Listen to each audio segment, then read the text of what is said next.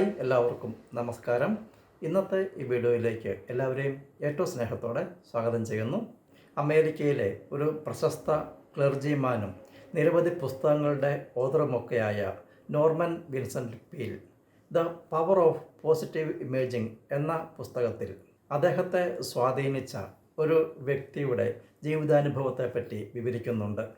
അമേരിക്കയുടെ north western സ്റ്റേറ്റിലുള്ള ഒരു truck driver ഒരു വിൻ്റർ സീസൺ വൈകുന്നേരം ലോഡ് എടുക്കുന്നതിന് തൻ്റെ ട്രക്കുമായി യാത്ര പുറപ്പെട്ടു. അന്ന് ശക്തമായ കാറ്റും കനത്ത മഞ്ഞുവീഴ്ചയുമുണ്ട്. കാലാവസ്ഥ വളരെ ദുഷ്കരമായിരിക്കുമെന്ന് കാലാവസ്ഥ പ്രവചനവുമുണ്ട്. അന്ന് രാത്രി ട്രക്കുമായി യാത്ര പോകേണ്ട എന്ന് വൈഫ് അയാളോട് പറഞ്ഞു.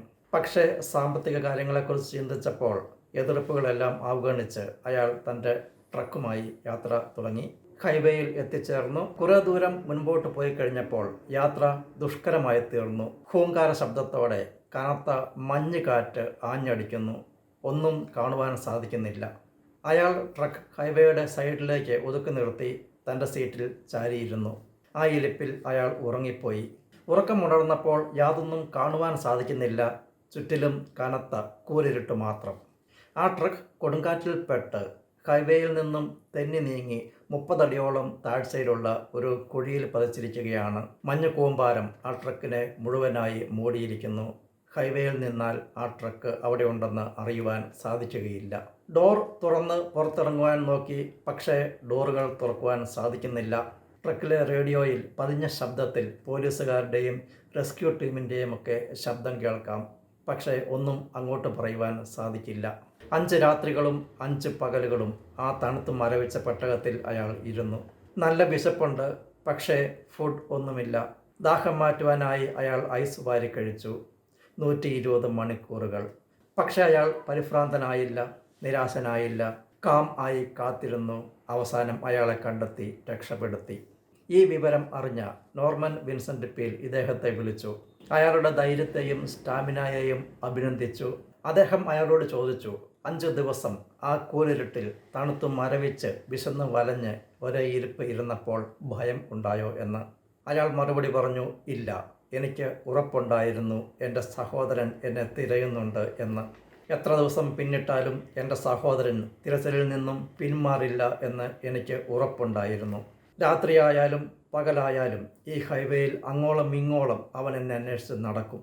ധൈര്യം ചോർന്നു പോകാതെ, ക്ഷീണവും മടുപ്പും ഉറക്കവും തളർച്ചയും ഒന്നും വകവയ്ക്കാതെ, വിശ്രമിക്കാതെ, ഒരിക്കലും മടുത്ത് പിന്മാറാതെ അവൻ നിരന്തരം അന്വേഷിച്ച് എന്നെ കണ്ടെത്തി എന്നെ രക്ഷപ്പെടുത്തും എന്ന് എനിക്ക് ഉറപ്പുണ്ടായിരുന്നു.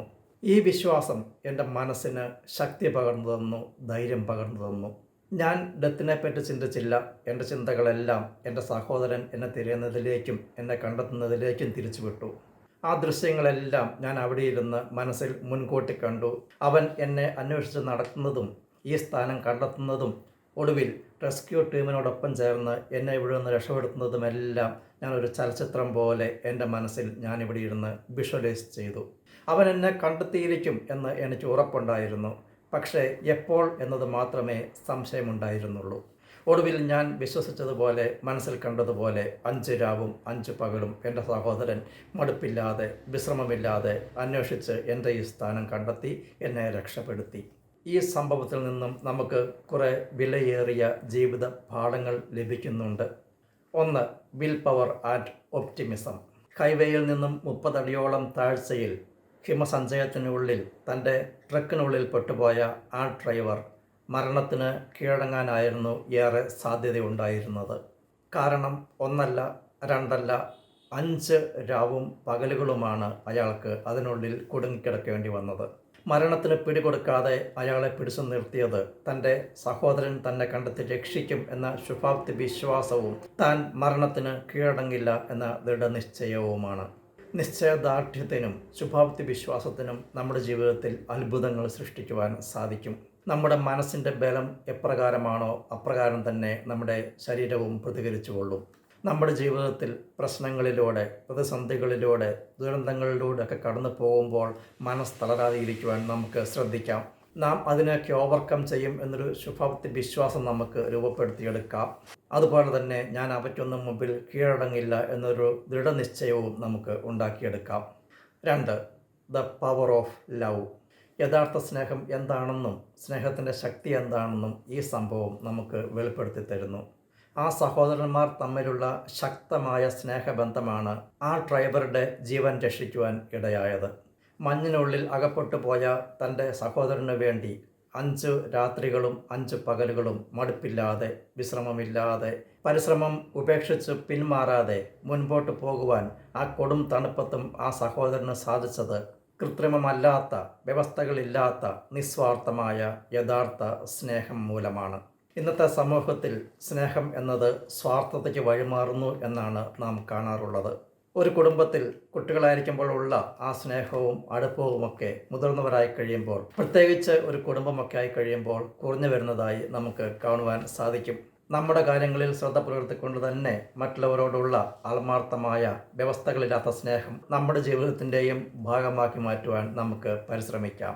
3. The power of visualisation. Mind mastery ക്ലാസ്സുകളിൽ ശാസ്ത്രീയമായി പഠിപ്പിക്കുന്ന ഒരു ടൂളാണ് വിഷ്വലൈസേഷൻ. അത് നാം ആഗ്രഹിക്കുന്ന ഒരു ഫലം നമുക്ക് നേടിത്തരുന്നതിന് നമ്മെ സഹായിക്കുന്നു. ആ ട്രക്ക് ഡ്രൈവർ തൻ്റെ പ്രതിസന്ധി ഘട്ടത്തിൽ നെഗറ്റീവായി ചിന്തിച്ച് വിഷമിക്കാതെ തൻ്റെ ചിന്തകളും വികാരങ്ങളുമെല്ലാം തൻ്റെ ജീവിതത്തിൽ സംഭവിക്കേണ്ട കാര്യത്തിലേക്ക് തിരിച്ചുവിട്ടു. തൻ്റെ സഹോദരൻ തന്നെ അന്വേഷിച്ച് നടക്കുന്നതും തന്നെ കണ്ടെത്തുന്നതും രക്ഷപ്പെടുത്തുന്നതുമെല്ലാം അദ്ദേഹം മുൻകൂട്ടി തൻ്റെ മനസ്സിൽ കണ്ടു. ഒടുവിൽ അത് യാഥാർത്ഥ്യമായി തീർന്നു. ഇത്തരത്തിലുള്ള നല്ല വിഷ്വലൈസേഷൻസ് യാഥാർത്ഥ്യമായി തീർന്നതിൻ്റെ ധാരാളം ഉദാഹരണങ്ങൾ എൻ്റെ മൈൻഡ് മാസ്റ്ററി ക്ലാസ്സുകളിൽ പങ്കെടുത്ത പാർട്ടിസിപ്പൻസ് പങ്കുവച്ചിട്ടുണ്ട്. പ്രതിസന്ധി ഘട്ടങ്ങളിൽ നമുക്ക് നിരാശരാകാതിരിക്കാം.